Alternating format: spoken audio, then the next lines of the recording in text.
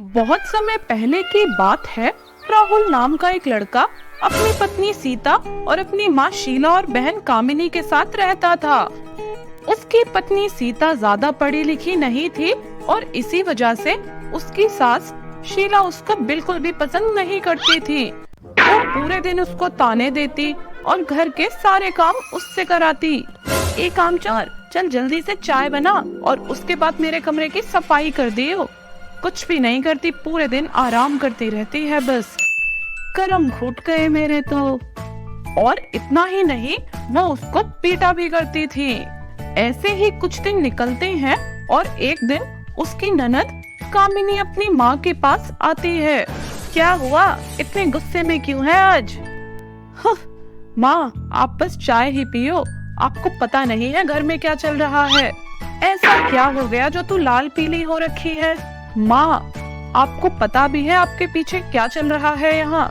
अब क्या बताऊँ मैं आपको, राहुल भैया आपके हाथों से निकल चुके हैं अब। क्यों, ऐसा क्यों बोल रही है तू? ये नहीं हो सकता, वो मेरे हाथों से नहीं निकल सकता। पागल हो गई है क्या तू? तुझे पता नहीं है, वो मेरा सौतेला बेटा है और वो बस मेरे ही इशारे पर नाचता है। बस माँ, अब बस करो। आपको शायद पता नहीं है, आपका बेटा आपके हाथों से निकल चुका है। अरे क्या बोल रही है तू? हाँ माँ, मैं बिल्कुल सही बोल रही हूँ।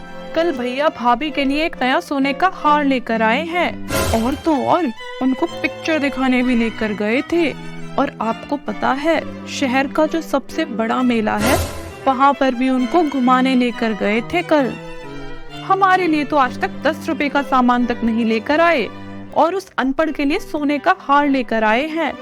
अरे नहीं बेटा, ये कैसे हो सकता है? अब हम क्या करें? अरे माँ, आप चिंता मत करो, मेरे पास एक प्लान है। आपको चिंता करने की कोई जरूरत नहीं है, मैं सब संभाल लूंगी। बस आपको मेरा साथ देना होगा थोड़ा सा।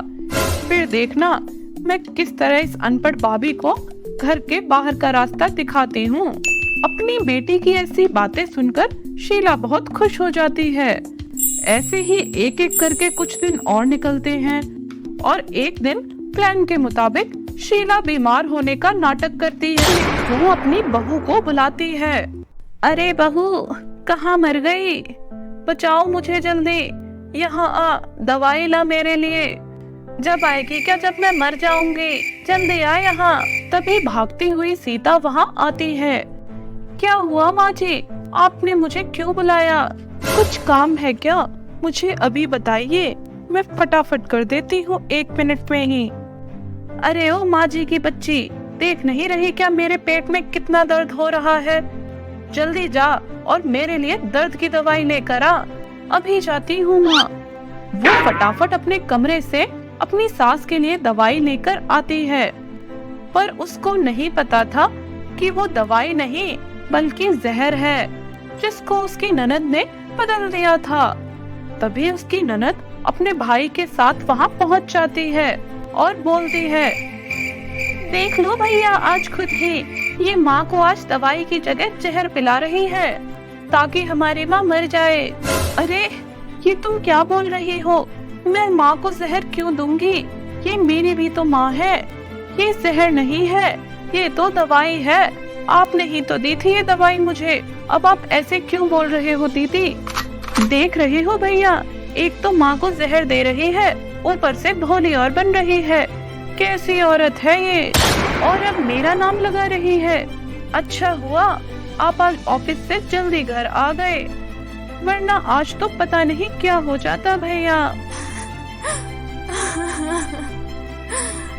क्या बेटा, ये मुझे जहर पिला रही है? हे भगवान, कर्म फूट गए मेरे। ऐसी बहू मेरे घर आई जो मेरी ही जान लेने पर आ गई है। भगवान, उठा ले मुझे अब। यही दिन देखना बाकी रह गया था बस। बुढ़ापे में क्या क्या दिन देखने पड़ रहे हैं। बहू, तू ऐसा कैसे कर सकती है मेरे साथ? ये सब देखकर राहुल बहुत गुस्सा हो जाता है। आप तो कम से कम मुझ पर भरोसा करिए, आप तो पति हैं मेरे। मैं सच बोल रही हूँ, मैं माँ को नहीं मारना चाहती थी और जहर देने का तो मैं सोच भी नहीं सकती हूँ। मुझे नहीं पता ये जहर कहाँ से आया है, पर उसका पति उसकी एक भी बात नहीं सुनता और वो उसको घर से बाहर निकाल देता है। वो भी रोते हुए वहाँ से चली जाती है और रोते रोते वो निकल जाती है जंगल की तरफ। वहीं एक पेड़ के नीचे वो बैठकर रोने लगती है।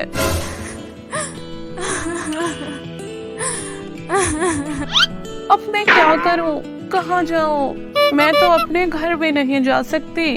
अगर मैं घर गई तो मेरे बूढ़े माँ बाप ये सदमा बर्दाश्त नहीं कर पाएंगे और उनको कुछ हो गया तो मैं क्या करूंगी?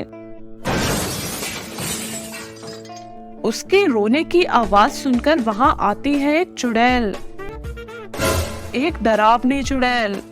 वो चुड़ैल को देखकर डर जाती है। अरे डरो मत, क्या हुआ? तुम रो क्यों रही हो? तुम कहाँ से आई हो? किस गांव की हो? और इस घने डरावने जंगल में क्या कर रही हो तुम? आप कौन हो और आप अचानक से कहाँ से आई हो? मैं इस जंगल की चुड़ैल हूँ और तुम मेरे ही इलाके में खड़ी हो अभी। प्लीज मुझे मारना मत आप।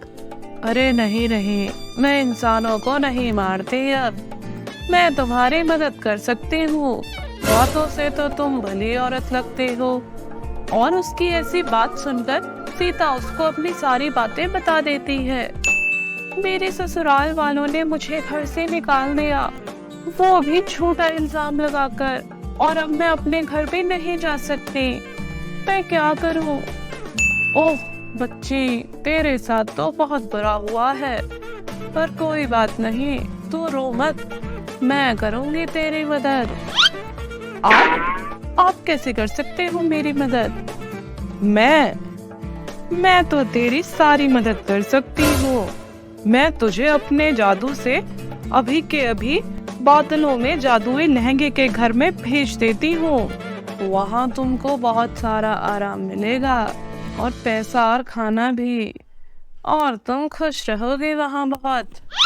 और तभी चुड़ैल अपनी जादुई छड़ी निकालती है और जादू से उसे बादलों में भेज देती है।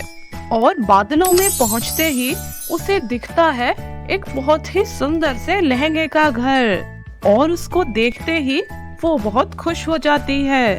वो अंदर जाती है और जैसे ही वो अंदर जाती है उसको बहुत सुंदर सा एक महल दिखाई देता है। वहाँ बहुत सारा सोना दिखता है उसे। वो थोड़ी देर आराम करती है। क्या ये मेरे साथ जो हो रहा है ये सब सच है या मैं कोई सपना देख रही हूँ?